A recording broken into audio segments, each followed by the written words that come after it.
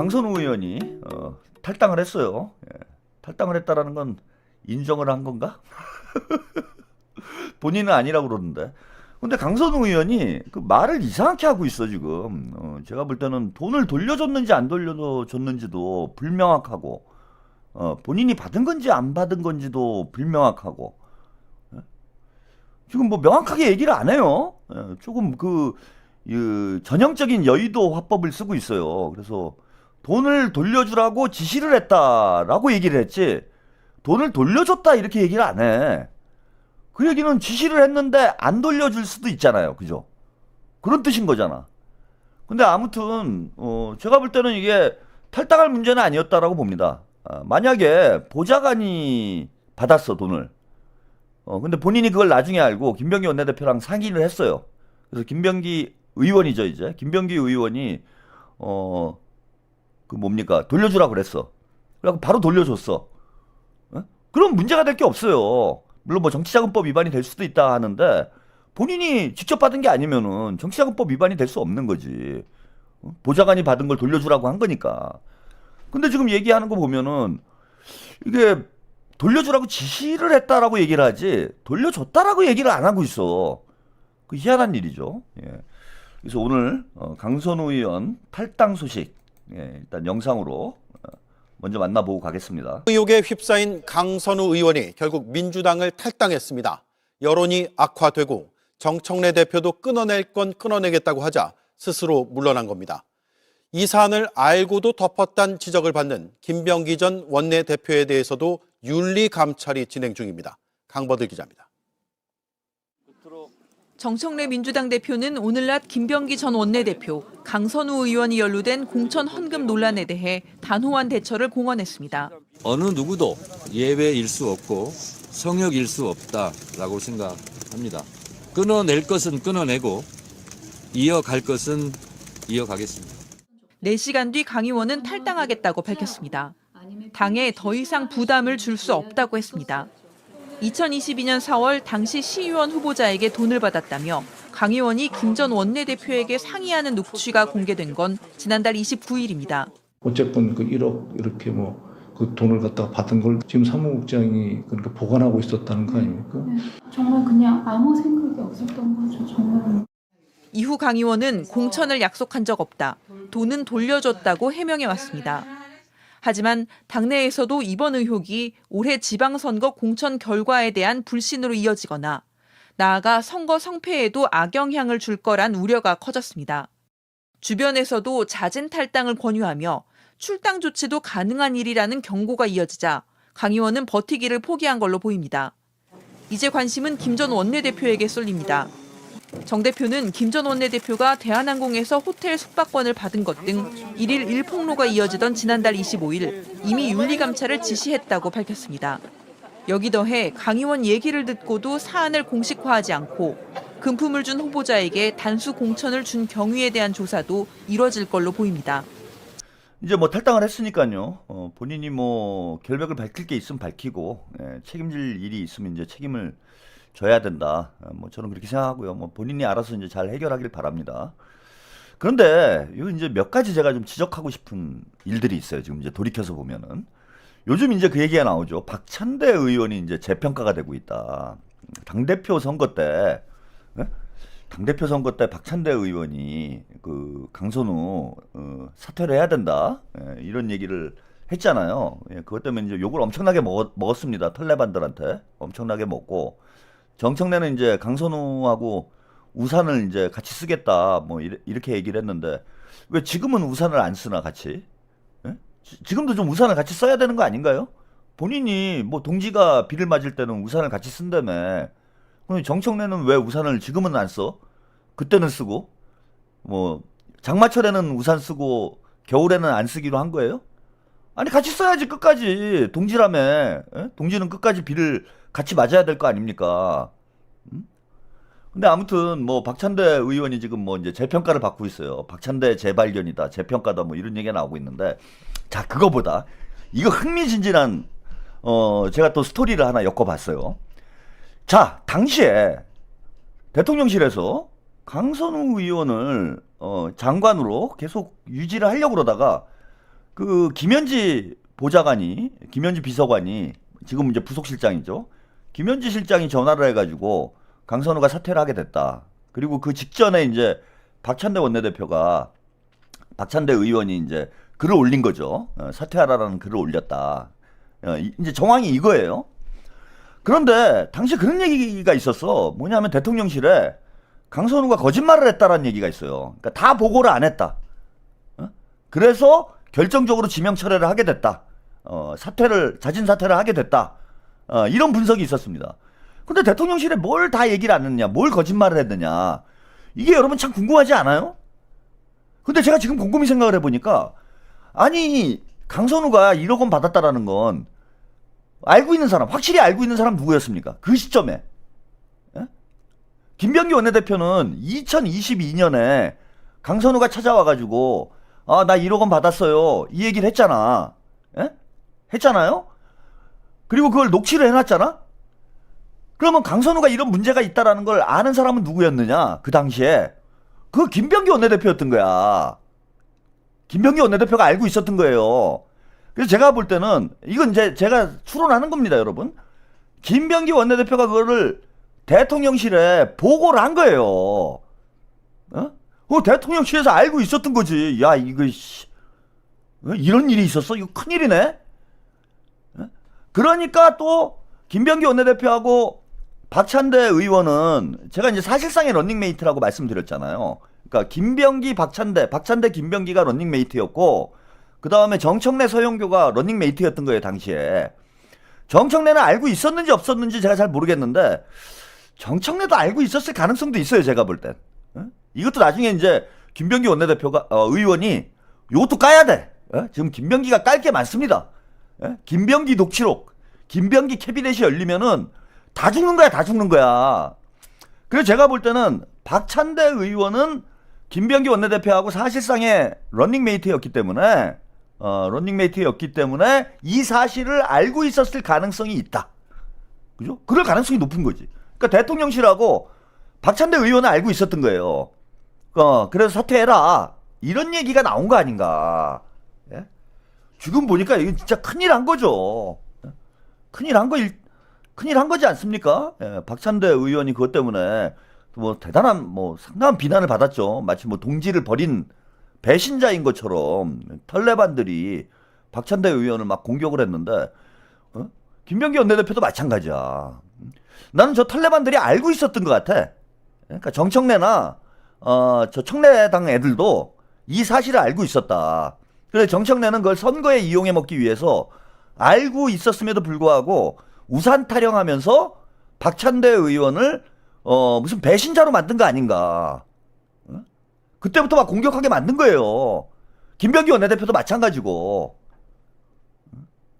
저는 당시에 당대표 선거가 진행 중이었기 때문에 김병기 원내대표가 2명의 당대표 후보에게 다 언지를 줬을 거라고 봅니다.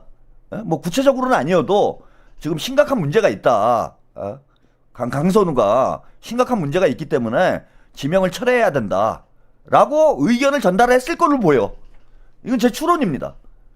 그러니까 박찬대 의원에게만 얘기를 한 게 아니라, 같이 런닝메이트니까 박찬대 의원만 알고 있어라가 아니라 정청래가 당대표가 될 수도 있으니까, 예, 정청래에게도 저는 얘기했을 가능성이 있는 거 아니냐 이거죠. 그러면 정청래는 강선우의 비리를 알고 있었음에도 불구하고 뭐 녹취록 운운하면서, 저 우산 운운하면서, 녹취록이 아니라 우리 당원들하고 유권자들 기만한 거 아닙니까, 여러분?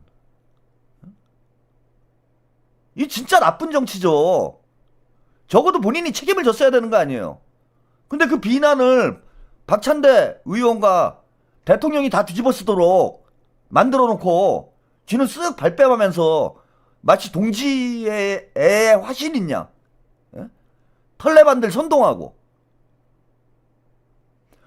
그리고 그 보도에 이제 또 하나 나오죠. 예, 그 보도에 또 중요한 사실이 하나 나오는데, 그 김병기 의원 보좌관 폭로가 이제 뭐 나오기 시작한 건 꽤 오래됐지만은, 통일교 특검이 통과되고 나서, 예, 통일교 특검이 통과되고 나서 이제 막 쏟아져 나오기 시작을 했어요. 그래서 12월 22일에 김병기 원내대표와 관련된 막 여러 가지 보도들이 이제 쏟아져 나왔어. 그러고 나서 그럼에도 불구하고 김병기 원내대표가 그 사퇴할 의사를 밝히질 않았습니다. 그리고 12월 26일이죠. 26일에 정청래가 기자회견을 갑자기 열어가지고 무슨 사과를 했어요. 사과를 했는데 지금 이제 오늘 확인이 된 거예요. 오늘 이제 정청래가 얘기를 한 게 뭐냐면 12월 25일에 윤리감찰단에 지시를 했다라는 거예요. 윤리감찰을. 12월 5일에 26일에 기자회견 했는데 25일에 이미 윤리감찰을 지시를 했다라는 거예요. 그러니까 저는 정청래가 김병기를 토끼몰이 했다. 그러면서 아닌 척 했다라는 거예요. 김병기를 사퇴하도록 압박을 넣은 거죠. 그래서 윤리감찰을 이미 12월 25일에 휴일임에도 불구하고 지시를 해놓고 다음날 기자회견하면 사과를 하고, 그러니까 김병기를 완전히 궁지로 몰아놓고 사퇴하도록 판을 짰다라는 거야. 25일하고 김병기 원내대표가 사퇴를 최종적으로 결정하는 시기하고 상황이 다릅니다. 그 강선우, 그죠? 월요일에, 이번 주 월요일에 강선우 녹취록이 공개가 되면서 결국은 김병기 원내대표가 더 이상 버티지 못하고 사퇴하는 쪽으로 방향을 잡은 거 아니에요. 근데 그 강선우 녹취록 나오기 전까지만 해도 김병기 원내대표는 버티는 분위기였어. 그런데 이미 25일에 정청래는 윤리감찰을 지시를 해놓고 이걸 다 숨기고, 그리고 이제 와서 그 26일에 기자회견을 하고 이미 다 판을 짜놨다라는 거 아닙니까? 그리고 김병기 원내대표는 저는 모르겠어요. 이제 뭐 본인을 둘러싼 뭐 공천과 관련된 또 다른 의혹이 제기가 되긴 됐는데 뭐 일단 아니라고 하니까 그건 더 확인을 해봐야 되겠지만은 강선우 건과 관련해서 김병기의 책임이 있다?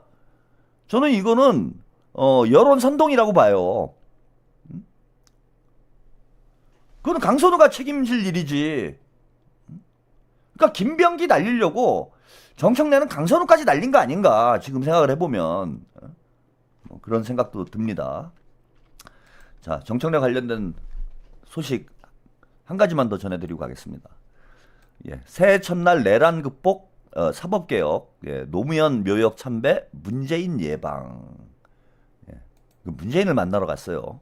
새해 첫날부터. 지금 제가 이제 정청래가 상당히 곤란한 상황이다라고 말씀드렸죠. 이게 머슴이 주제넘게 지금 날뛰고 다니니까 친문 진영에서도 정청래에 대한 지금 어떤 평가가 좋지 않습니다. 뭐 그래서 그랬는지 새해 첫날부터 문재인을 찾아갔어요. 이제 뭐 문씨 집안 머슴이라는 걸 본인 스스로 인정을 한 거죠. 그래서 뭐 만나서 뭐 뻔한 얘기 했을 텐데 재밌는 거는 이제 그 좀 냉랭했던 것 같아요. 제가 볼 땐. 문재인하고 회동이 좀 냉랭했다라고 생각이 드는 게 조국은 뒤에 말씀을 좀 드리겠지만은 조국은 이제 문재인하고 나눈 얘기를 자세하게 브리핑을 했는데 지금 정청래는 뭐 특별하게 브리핑한 내용이 없어요. 문재인 만난 얘기를. 자, 여기 보시죠. 자, 노사모 출신인 정 대표는 노무현 전 대통령 배우자 권양숙 여사를 예방해서, 요게 좀 재밌는 대목이에요. 열린우리당 시절 청와대 오찬이 있었는데 그때 대통령께서 주셨던 말씀이 정청래의 인생 지침이 됐고 결국 저를 당대표로 이끄셨다. 자, 이렇게 얘기를 하면서 정 대표는 정청래가, 자, 요거 보세요. 이게 중요한 대목입니다, 여러분. 요거 약속을 지키는지 안 지키는지 우리 한번 지켜보자고요. 당대표 출마 결심을 할 때, 그죠? 서울시장 출마, 임기 2년 임기 당대표, 지금의 1년 임기 당대표, 세 갈래 길이 있었는데 그중 가장 손해가 되는 임기 1년 당대표의 길로 가기로 결정을 했다. 요런 얘기를 이제 권양숙 여사에게 정청래가 했다라는 거예요. 그러면서 이제 본인이 노무현 정신을 자기가 따르고 있다. 뭐 이런 걸 강조하기 위해서 한 얘기죠. 그죠? 그런데 요 말이 재밌잖아요, 여러분. 세 가지 선택지가 있었다. 서울시장 출마하는 선택지하고 임기 2년 당대표가 있었고 임기 1년 임시 당대표가 있었는데 가장 손해를 보는 임기 1년 당대표의 길을 가기로 결정을 했다. 이렇게 얘기를 했습니다. 이건 무슨 뜻이냐? 임기 2년 당대표를 안 나온다라는 거죠. 그래야 맞는 말이잖아요. 그러니까 연임을 안 하겠다라는 뜻이지, 이거는. 아니, 만약에 지금 이 말이 앞뒤가 맞으려면은, 본인은 서울시장 출마와 임기 2년, 당대표, 그 다음에 1년 임기 당대표, 세 갈래 길이 있었는데, 네 갈래 길이죠, 정확히 얘기하면. 세 갈래가 아니고 네 갈래 아닙니까? 서울시장 출마, 2년 임기 당대표, 1년 임기 당대표. 예? 하나 더 있는 게 1년 플러스 2, 1 플러스 2 당대표, 연임 당대표. 요렇게 네 가지 길이 있었던 거잖아. 예? 요 네 가지 길이. 근데 지금에 와가지고 연임 얘기가 그렇게 나왔는데 임기 1년 당대표의 길을 가기로 결정을 했다. 이렇게 얘기를 했어요. 이게 가장 손해가 되는 길인데 나는 이 길을 간다. 이게 노무현 정신 아니냐? 예? 이거 아닙니까? 그래서 이제 연임을 안 한다는 뜻이죠, 이거는. 그래야 말이 맞는 거 아니에요. 연임을 안 해야 가장 손해되는 임기 1년 당대표의 길을 간 거잖아. 갑자기 바뀌었어요, 그죠? 예. 저런 얘기를 연임할 거면 굳이 할 필요가 없지. 예. 제가 볼 때는 요거 연임을 안 하는 것 같아요. 그게 제가 볼 때 현명하다. 왜 연임을 안 하느냐? 김민석 총리가 다음에 나올 게 지금 너무나 확실시 되잖아. 그죠? 근데 만약에 정청래가 연임하겠다고 김민석 총리랑 당대표 경선을 한다. 이길 가능성도 희박할 뿐더러 정청래는 그동안 명팔이 한 게 다 뽀록이 나는 거예요, 여러분. 그동안 명팔이 한 거 다 뽀록이 나잖아. 임기 1년만 하겠다. 자기는 이재명 정부의 성공을 위해서 하겠다. 이렇게 얘기를 했는데 지금 김민석하고 경선을 한다? 김민석하고 경선을 한다는 얘기는 뭡니까? 나는 친명이 아니다라고 커밍아웃 하는 거예요, 그거는. 그렇게 될 수밖에 없지, 상황이.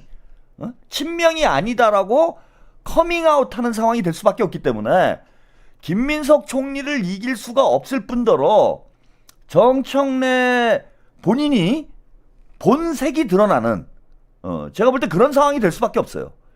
그래서 정청래 입장에서 보면은 지금은 사실 연임 도전을 안 하는 게 정청래한테 더 유리한 거예요.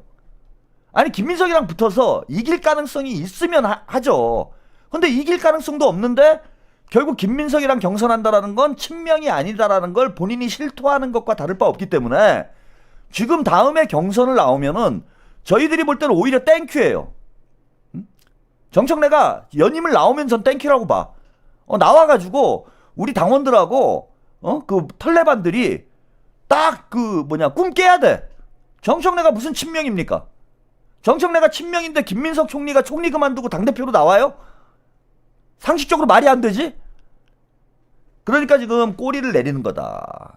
제가 볼 때는 이제 빌드업을 하는 거예요. 지금 분위기에서 당대표 연임을 나와도 문제고 안 나와도 문제인데 김민석 총리랑 경선하는 거는 본인의 자칫 잘못하면은 정치적 생명이 끝납니다. 그동안 명팔이 한 거 다 뽀록나고 친문 인증하는 거예요. 친문 인증. 그래서 나오면 저는 오히려 좋다. 여기 보니까 뭐 정청래 말을 어떻게 믿냐 뭐 이렇게 하시는 분들이 있는데 나오는 게 더 좋아요. 저는 솔직히 나오는 게 더 좋습니다. 김민석 총리하고 진검승부 해가지고 이번 기회에 확실히 가르마를 타는 게 좋지. 지금 저기 친문들이 문조털레들이 계속 명팔이 하면서 사기치잖아. 그게 이제 저기 정청래만 그럽니까? 민주당 의원들 뭐 문정복이나 이성윤도 지금 다 명팔이 하고 특히 유튜버들 대형 유튜버들 다 명팔이 하잖아요. 근데 얘네들이 과연 김민석과 정청래가 붙었을 때 과연 어떻게 할지 저는 그것도 궁금해. 예? 김어준이랑 최욱이랑 얘네들이 김민석과 정청래가 정면으로 충돌할 때 과연 어떤 스탠스를 취할지. 그래서 여러분들은 정청래가 연임을 안 나왔으면 좋겠다 이렇게 생각하시는 분들이 많을런지 모르겠는데 저는 안 그렇습니다. 예. 정청래 나오라고 그래요. 아니, 김민석이 있는데 뭐가 문제야? 예? 아, 김민석 총리가 나오면 김민석 되는 거예요, 이거는. 차라리 전 나왔으면 좋겠습니다. 자, 그렇고요. 자, 문재인 전 대통령 지방선거에서 내란 세력 심판이 중요하다. 그러면서 조국과 조국 혁신당 사람들과 이렇게 사진을 찍었습니다. 뭐 정청래도 이제 뭐 사진을 공개하긴 할 텐데 했죠. 영상을 찍어가지고 이제 공개를 했는데 오늘 재밌는 게 이제 정청래 그 지도부가 다 양산을 갔는데 이현주 의원은 안 갔어요. 이현주가 안 간 겁니까? 못 간 겁니까? 근데 이재명 당대표 시절에는 그 이현주 의원도 양산에 갔던 것 같은데 내 기억에. 근데 이현주 의원은 안 갔더라고. 이제 거기 가면 찍히면 죽는다라는 걸 아는 거예요, 이제 이현주 의원도. 아, 거기 내가 갈 데가 아니구나, 지금. 그래가지고, 안 가야 되겠다. 뭐, 이렇게 마음을 먹었는지 모르겠습니다. 근데 아무튼 오늘 이현주 의원은 빠졌더라고요. 그렇고요. 자, 중앙정부의 민주정부로의 교체가, 지방정부 교체로 이어져야 한다. 큰 연대의 틀을 유지하면서 민주진영의 승리와 조국혁신당의 의미 있는 성과가 이루어지길 바란다. 윤석열 정부 조기 종식에 앞장서 주신 것에 대해서 감사하다. 조국혁신당은 정치사상 초유의 실험이었고 성공을 거뒀다. 더 의미 있는 결실을 바란다. 민주정부를 거치면서 민주주의가 거듭 발전해 왔음에도 개헌과 내란으로 취약성을 드러내기도 했다. 극우 내란 정당은 반성은커녕 내란을 두둔하는 등 놀라울 지경. 민주주의를 확장하고 더 튼실하게 만드는 일이 조국혁신당의 임무다. 이재명 정부의 성공을 위해 레드팀 역할을 할 것이며 이러한 역할이 민주진영 전체에 도움이 될 것이다. 이런 얘기를 했어요. 거의 뭐 저기 조국혁신당 상임고문의 수준이죠. 전 두 가지 이제 여기 문재인의 발언에 대해서 뭐 두 가지 정도만 제가 지적을 하고 싶은데 첫 번째는 요거 정신승리 아닌가. 조국혁신당은 정치사상 초유의 실험이었고 성공을 거뒀다. 뭘 성공을 했나요? 애초 목표가 지지율 2%였나? 3% 나오니까 성공한 거예요. 와, 엄청난 성공을 거뒀네요. 그죠? 정치사상 초유의 실험을 했다가 지지율 3%에 엄청난 성공을 거뒀습니다. 다 이게 이제 문재인의 지원이 있었기 때문에 가능한 일인 거죠. 앞으로도 많이 조국혁신당 밀어주시기 바랍니다. 지금 성공이란 단어를 쓸 수 있는 객관적 상황인가요? 아직 부족한 점이 많지만 저는 이제 덕담을 하려면 뭐 이 정도는 할 수 있다고 생각해요. 조국혁신당이 정치사상 초유의 실험을 했는데 아직은 좀 부족한 상황이고 더 분발을 하기 바란다. 뭐 이런 정도 얘기를 하는 건 객관적인 발언이지. 근데 성공을 거뒀다는 뭘 약 올리는 거야? 예? 약 올리는 겁니까? 이게 뭐 돌려가는 거예요, 조국을? 야, 네 주제에 3%도 감지덕지지. 3%면 됐다. 뭐 이런 얘기 하는 겁니까? 자, 그러면서 이 말이 거슬리죠. 이재명 정부의 성공을 위한 레드팀 역할을 해라. 그러니까 계속 딴지 놔라 이런 거 아닙니까? 그리고 조국혁신당이 딴지를 놓는 게 이재명 정부의 성공을 위한 일이다. 뭐 이런 얘기 하는 거 아니에요. 계속 발목 잡아라 뭐 이런 뜻인 거잖아. 그거밖에 더 됩니까? 레드팀 역할을 하라는 건 결국은 이재명 정부에 계속 딴지를 걸어라 이런 지시를 한 거하고 뭐 다를 바가 없는 거 아니에요. 문재인이 저는 조국혁신당을 사지로 내몰고 있다. 이렇게 보입니다. 사지로 내몰고 있어요. 문재인이 조국을 죽이려고 작심을 한 게 아니라면 계속해서 빨간 고춧가루 뿌리고 레드팀 역할을 하면 할수록 저는 조국혁신당은 진보 민주 지지자들이 등을 돌리는 상황이 올 수밖에 없어요. 그러니까 상황 파악을 못해 문재인도 지금 이렇게 얘기를 해야 돼요. 만약에 문재인이 조국을 좀 도와주고 싶다면 어떻게 얘기를 해야 되냐면은 이재명 정부에 묻어가라. 이재명 정부의 성공을 위해 레드팀 역할을 해라가 아니라 이재명 정부의 성공에 묻어가라. 명파리를 계속해라. 명파리가 살 길이다. 요렇게 조언을 해주는 게 냉철한 조언이라고 봐. 여기서 지금 레드팀 역할을 해가지고 자꾸 딴지를 걸면 조국 혁신당은 계속 쳐맞을 수밖에 없어요. 그러니까 문재인이 조국을 죽이려고 작심한 게 아니고서야 저걸 조언이라고 저는 하고 있는지. 그러니까 결국 저 모양 저 꼴이 되는 거 아닙니까? 정청래도 망하고 조국도 망하고 결국 다 망한 거예요. 우리가 이제 정청래가 당대표가 돼가지고 여러분들이 1년 동안 많이 피곤하고 짜증나고 스트레스 받고 이래서 그냥 막 정청래 사퇴해라, 정청래 끌어내라, 뭐 이런 얘기 하시는 분들이 많고, 저는 뭐 그런 말씀을 하시는 걸 뭐 이해는 합니다. 이해는 하지만은 제가 말씀드리고 싶은 건 뭐냐면은 그 인생사 세옹지마란 얘기가 있잖아요. 그러니까 예컨대 지금 한번 생각을 해보세요. 제가 이재명 대통령이 2022년 대선 때 패배하고 그 다음날 제가 방송을 했어요. 그 다음날 방송을 해서 무슨 얘기를 했냐면은 이게 오히려 전화위복의 기회가 될 수도 있다. 이재명 대통령님이 어쨌건 경기도 지사를 하고 곧바로 민주당 대선 후보가 돼서 대선에 출마를 하셨는데, 당시에는 제가 이제 대선 캠프에도 조금 발을 들여놓고 있었어요. 그래서 대선 캠프 상황을 조금이나마 봤는데 진짜 개판 5분 전이었습니다. 수박들이 이재명 캠프를 다 장악을 해가지고 일하는 놈들이 하나도 없었어요. 그리고 나중에 알게 된 사실이지만 결국 민주당이 이재명 그 친문들이 이재명 선거운동을 오히려 방해하는 이런 일들이 있었고, 민주당은 친문들이 완전히 장악을 해가지고 이재명 대통령의 체포동의안이 가결되는 그런 상황까지 여러분들이 보셨잖아요. 근데 만약에 2022년 대선에서 0.73% 차이를 우리가 극복을 하고 이재명 대통령이 됐다라면 과연 어떻게 됐을까요? 저는 오히려 당시에 이재명 대통령이 당선이 됐으면은 청와대에 고립될 가능성이 대단히 높았다고 봐요.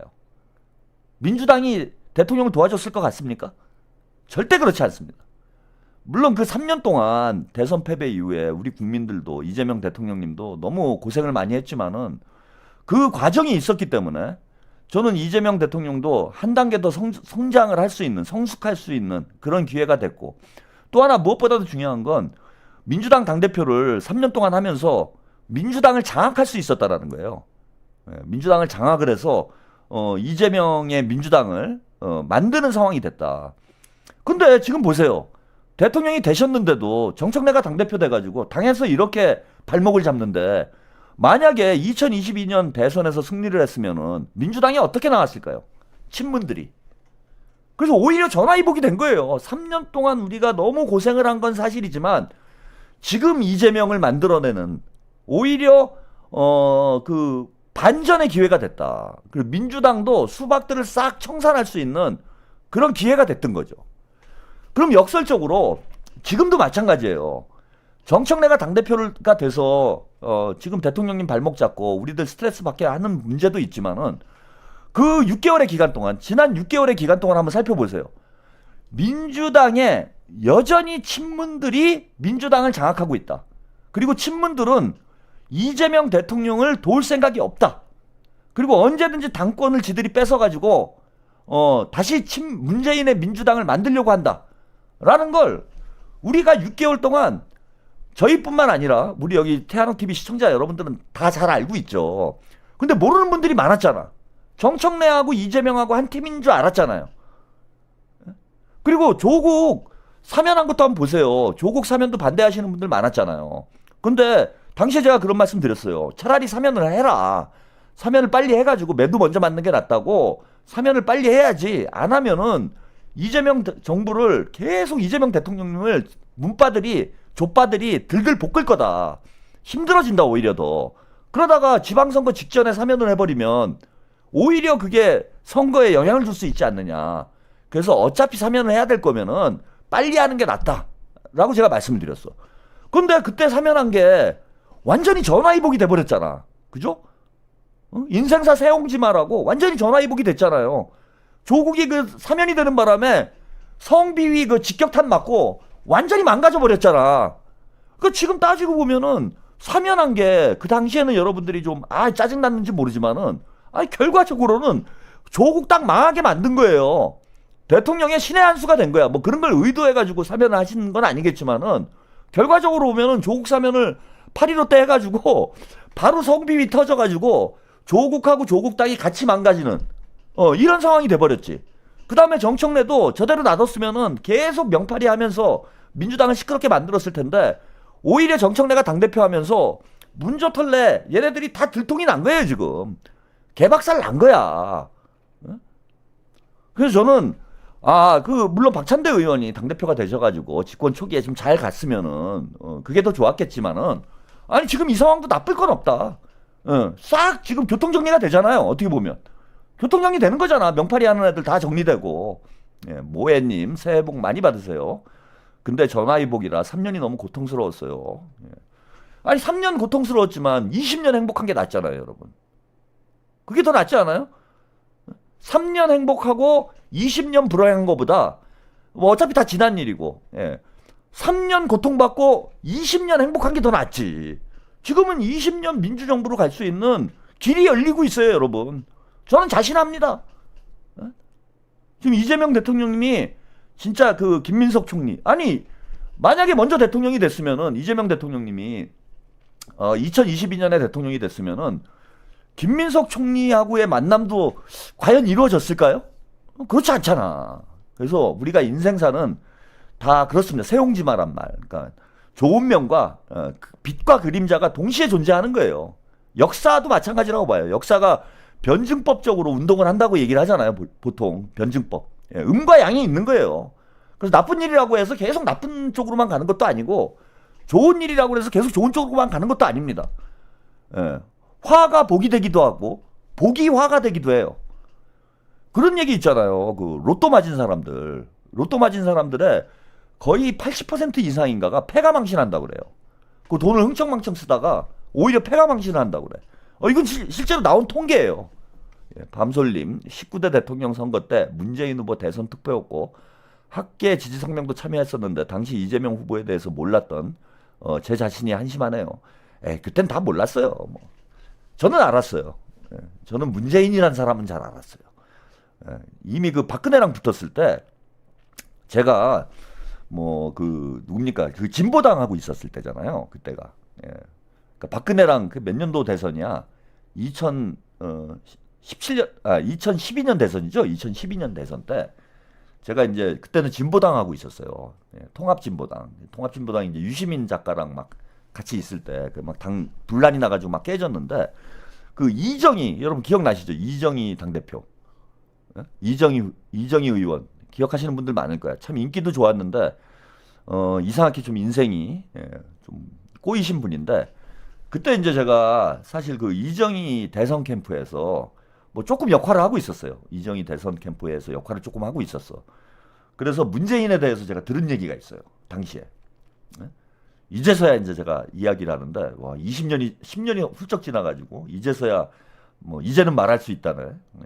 문재인에 대해서 제가 들은 얘기들이 있습니다. 그러니까 여러분들이 아는 거하고는 하늘과 땅 차이, 하늘과 땅 차이. 그래서 그 다음 대선 때, 2017년 대선 때죠.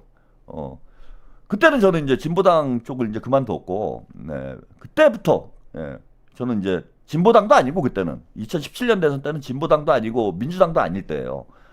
진보당 쪽은 이제 제 생업 문제 때문에 그만둔 때고, 진보당도 아니고 민주당도 아닐 때, 저는 이재명 대통령을 그때부터 밀었어요. 성남. 근데 이재명 대통령이 훌륭해서 밀었다기보다는 문재인 가지고는 적폐청산 안 된다. 그게 제 결론이었어. 문재인 가지고는 적폐청산 절대 못한다. 문재인이라는 사람의 그 성향, 성향과 이 사람의 어떤 기질, 성품, 이런 걸 제가 들은 얘기가 있어가지고 구체적으로 이 사람 가지고는 적폐청산, 사회개혁은커녕 아무것도 못한다라는 게 저는 그때 이제 제 정치적 판단이었습니다. 그래서 2017년 대선 때부터 그때 이재명 후보를 열심히 밀었는데 좀 역부족이더라고요. 그때는 아직은 역부족인 때였고. 근데 또 지금 생각해 보면은 그때 만약에 대선 후보가 됐다, 그래서 대통령이 됐다, 잘 됐을 수도 있겠지만은 그건 뭐 모르는 거니까요. 예. 그런데 오히려 역사라는 거는 어떤 때가 무르익기 전까지는 그 급격한 변화를 주지 않아요. 예. 서울식탁님 새해도 오늘처럼만 부탁드립니다. 짜왕 파이팅. 네, 감사합니다. 아, 이거 벌써 12시가 됐네. 할 게 많은데 반 했는데 지금. 아, 뭐 이런저런 얘기하다 보니까. 그래서 정청래가 지금 뭐 저는 뭐 당대표가 된 게 꼭 나쁜 일만은 아니다.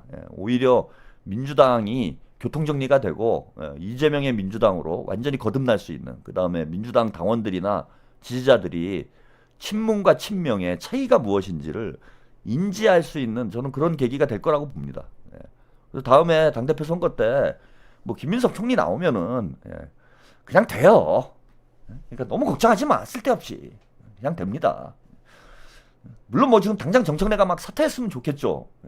근데 또 정치라는 게 현실적인 문제도 고려를 해야 되잖아. 지방선거가 이제 6개월밖에 안 남았는데 안 그래도 원내대표까지 사퇴한 마당에 민주당이 먼저 완전히 아수라장이 돼버리면은 오히려 대통령님께 부담이 될 수도 있습니다. 그래서 우리가 좀 참으면 되죠.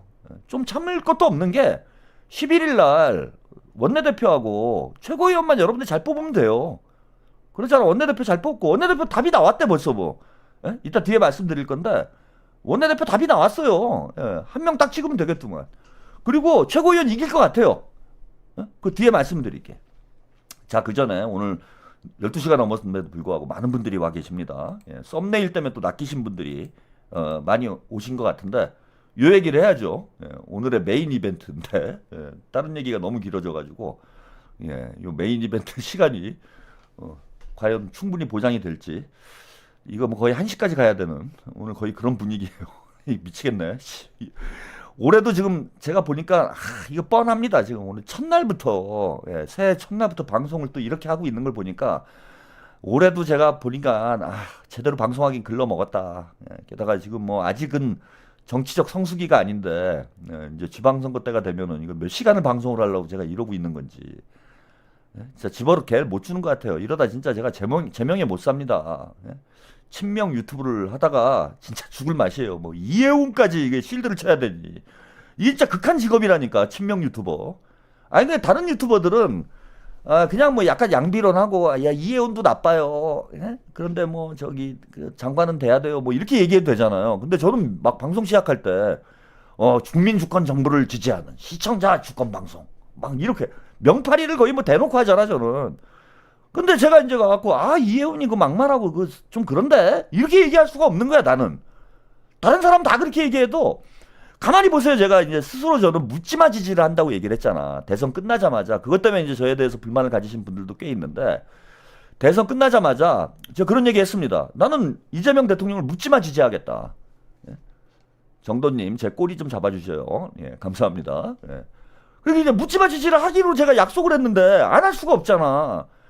그럼 뭐 대통령께서 좀 어느 정도 이렇게 고려를 하셔가지고 인선도 하시고 뭐 이래 주시면은 그리고 친명 의원들도 좀 큰 사고 안 치고 좀 무난하게 이렇게 해주면은 내가 얼마든지 그 실드가 가능하잖아요. 근데 이거 뭐 도저히 실드를 칠 수 없는 막 이런 일들이 벌어지니까 환장하는 거지. 그래 이해운을 저를 시험대 위에, 저는 이재명 대통령님이 저를 자꾸 시험대 위에 올려놓는 거야. 제가 이제 권오을, 송미령, 오광수도 제가 실드를 쳤어요. 오광수. 제가 실드 안 친 사람이 누가 있습니까? 오광수, 정성호, 남들 다 욕할 때, 김병기 욕할 때도 저는 김병기 실드 치고, 정성호 욕할 때도 정성호 실드 치고, 윤호중, 심지어 윤호중, 윤호중 비대위 여러분 기억나시잖아. 윤호중도 실드 치고, 안규백도 실드 치고. 제가 실드를 안 친 사람이 없어. 친명은 다 실드 쳤어요, 다. 근데 이해운은 너무하는 거 아닙니까, 인간적으로? 아르비님 감사합니다. 이거 저를 무슨 시험해 보시는 것도 아니고 이해운을 어떻게 실드 치라고 이거를 한번 실드를 쳐봐라 이놈아. 네가 진짜 친명인지 아닌지 내가 너를 검증하겠다 뭐 이런 거예요 지금 대통령님이. 너무 하시는 거 아닙니까 진짜? 나중에 진짜 이러다가 한동훈을 장관으로 임명 어떻게 실드 치라고. 농담이에요 여러분. 저는 기쁜 마음으로 실드를 치겠습니다. 제가 대통령님한테 뭐 그 징징거리는 거 아니고, 예, 저는 기쁜 마음으로 이게 저의 숙명이고, 이게 운명이다 생각하고, 네. 이재명 지지자라면 이 정도의 실드도 가능해야 된다. 그래서 실드계의 천재명, 실드계의 천재명이 돼가지고 제가 이해운도 살려내겠습니다. 근데 요즘에 제가 살려낸 사람이 없어요. 예? 아, 김병기. 아, 한 달 실드를 쳤는데, 아니, 그 실드 치면서 제가 일주일 전에, 아, 그 사퇴만 하지 마라, 인간적으로. 네? 내가 바라는 게 없다. 사퇴만 안 하면 괜찮다. 난 뭐든 할 수 있다, 내가. 누구든 실드 칠 수 있는 사람이다. 사퇴만 하지 말아라. 제가 그렇게 부탁을 하지 않았습니까? 문바들과 전면전을 선포하면서 좀 사퇴만 안 하면 내가 얼마든지 한다, 내가. 뭐든 실드 친다. 아, 근데 일주일 만에 또 사퇴를 하네? 아, 근데 나 이해운도 지금 걱정이 되는 게 그거예요. 아, 저는 이해운이 아니라 뭐 대통령께서 누구를 데려와도, 예? 누구를 데려와도 저는 실드 칠 각오가 돼 있어. 근데 열심히 실드를 쳤는데 사퇴를 해버리면, 아, 이건 좀 힘들잖아요, 인간적으로. 너무 맥이 빠지잖아. 그래서 제가 또 다시 한번 부탁드리고 싶은 거는, 이해운 후보자, 예, 끝까지 가기 바랍니다. 예? 저 또 실드 칩니다. 실드 들어갑니다. 예, 끝까지 가기 바랍니다, 이번에는.